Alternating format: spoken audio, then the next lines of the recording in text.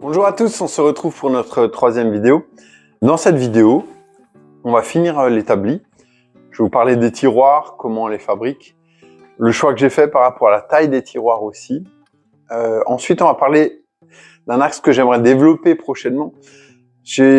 Lorsque j'ai vendu mon précédent combiné, la personne qui est venue le chercher avait aucune idée du travail du bois et je me disais qu'il serait important d'arriver à au moins enseigner les règles de sécurité, savoir comment scier, savoir comment passer à la toupie pour éviter justement l'accident. Et j'aimerais développer dans les prochains temps une partie de mon activité en formation. Ensuite, je voulais vous dire merci parce que les vidéos, elles n'arrêtent pas les vues n'arrêtent pas d'augmenter. On a passé les 150 abonnés là et ça n'arrête pas de monter. Je suis super content. Je ne pensais pas que ça allait arriver aussi vite. Ensuite, je me disais que pour les 1000 abonnés, c'est un chiffre un peu symbolique. On va essayer de faire quelque chose. Je sais pas. On va y réfléchir. On va essayer de trouver quelque chose de sympa en tout cas. Dans la fin de vidéo, je vais vous parler de l'assurance, comment ça va se passer pour les machines. Voilà.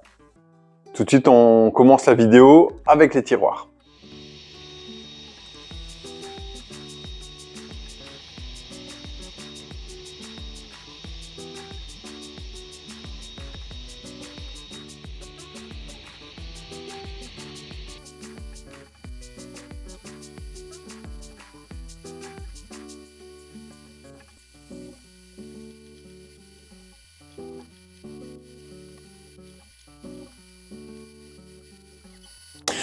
Pour les tiroirs, j'avais deux options. Soit je partais sur les tiroirs de la marque Grise et Verte et c'était environ 50 € le tiroir, soit je partais sur ma marque de quincaillerie habituelle et puis là c'était 15 € avec les attaches façade.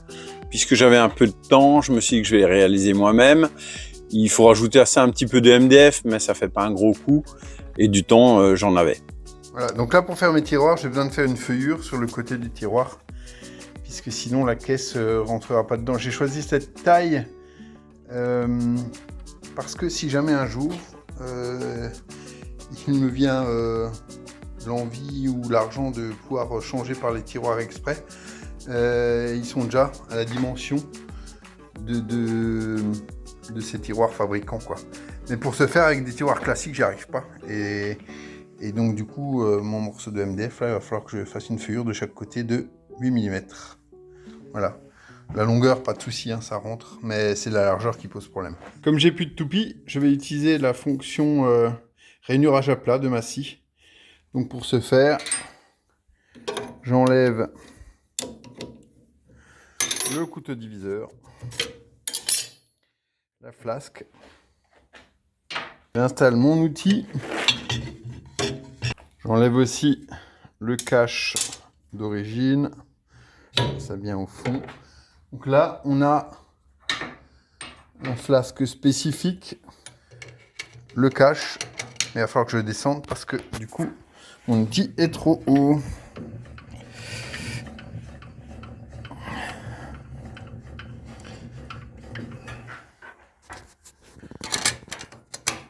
Donc le cache qu'on utilise la première fois en l'usinant, en montant l'outil. L'outil est donc en dessous.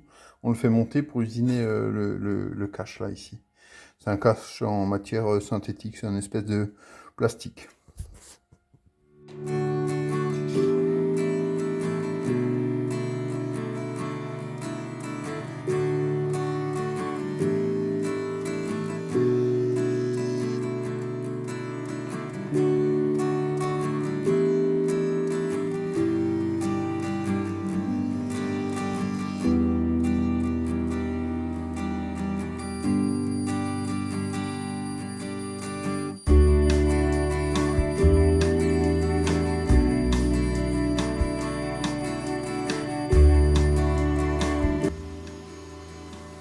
Comme les côtés de mon tiroir débordent de 16 mm sur le rail, je prends un MDF de 16, je m'appuie dessus avec le sabot de la lamello et j'usine.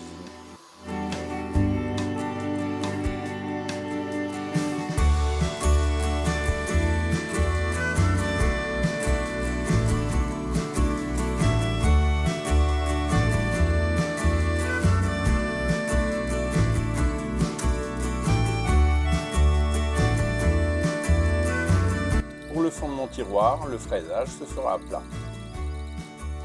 Voilà, les tiroirs sont prêts. J'en ai déjà assemblé quelques-uns.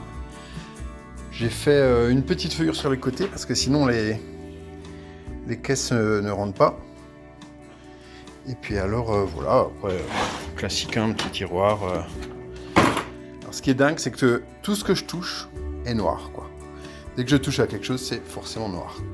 Pour les perçages à l'arrière, n'hésitez pas à faire des gabarits, surtout quand c'est répétitif. D'ailleurs, pour tout ce qui est répétitif, n'hésitez pas à faire des gabarits. Pour la fixation des attaches avant, n'oubliez pas de pré-percer, hein, surtout dans le MDF, parce que là, ça éclate, c'est sûr, quoi. Là, aucune chance. Ce qu'il faut retenir, c'est que NL, c'est la longueur nominale de votre coulisse. Donc votre tiroir fait 10 mm de moins que la longueur nominale de votre coulisse. Pour la largeur, vous prenez la largeur intérieure de votre caisson auquel vous enlevez 42 mm et là, ça vous donne la largeur de votre fond de tiroir. Pour vos côtés de tiroir, c'est maximum 16 mm d'épaisseur. La hauteur, c'est à définir en fonction de la profondeur de votre tiroir. Vous avez remarqué sur le dessin, ils vous font une encoche de 33 mm de large sur la façade et l'arrière de votre tiroir. Moi, ce que je fais pour me simplifier la vie, c'est que ma façade et mon arrière de tiroir est à fleur avec le fond du tiroir. Et comme ça m'évite de faire cette découpe.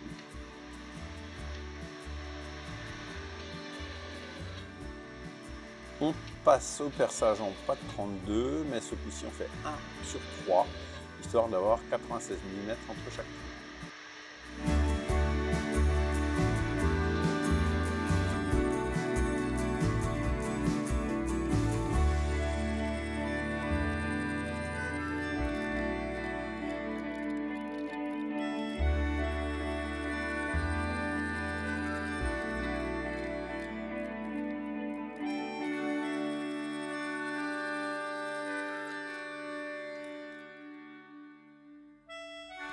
L'établi est maintenant fini.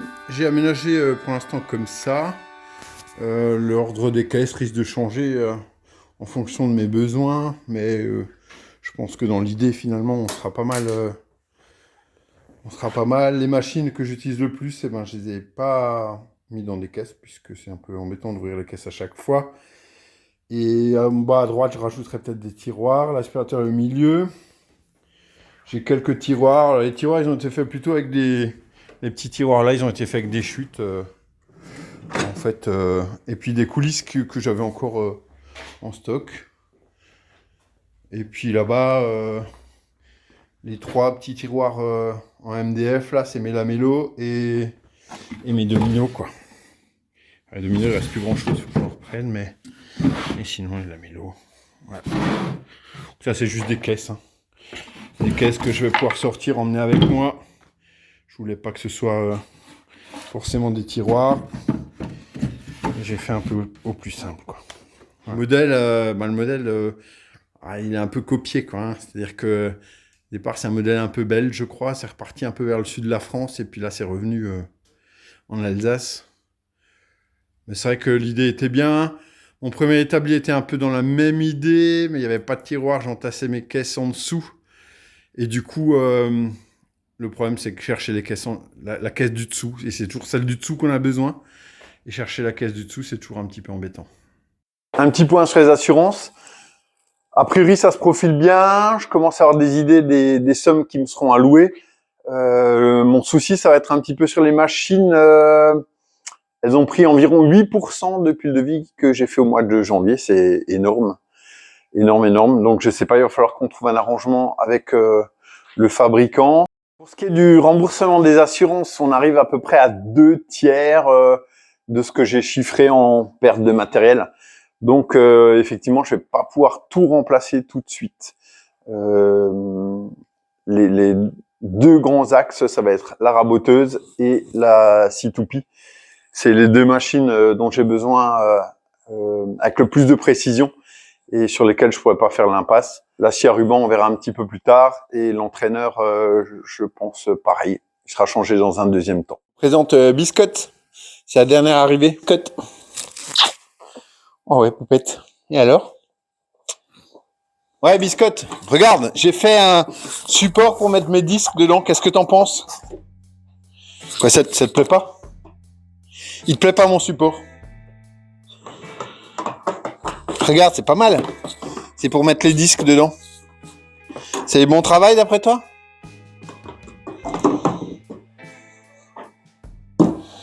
Alors, pour les machines, je vous disais que comme elles avaient pris quasiment 8% en peu de temps, c'était très compliqué pour moi de changer toutes les machines. Et là, je viens d'avoir des nouvelles du commercial. Il s'est plié en 4 pour essayer de me trouver une solution. A priori, on va réussir à rentrer dans le budget. Avec ce que je vais toucher de l'assurance, je vais pouvoir remplacer mes machines stationnaires. Tout l'électroportatif, j'aurai pas assez d'argent de l'assurance, ça rentrera pas dedans. Donc là, je rachèterai à fur et à mesure. N'oubliez pas de vous abonner, un petit pouce bleu, un petit commentaire, ça fait toujours plaisir. Merci à tous, bonne journée.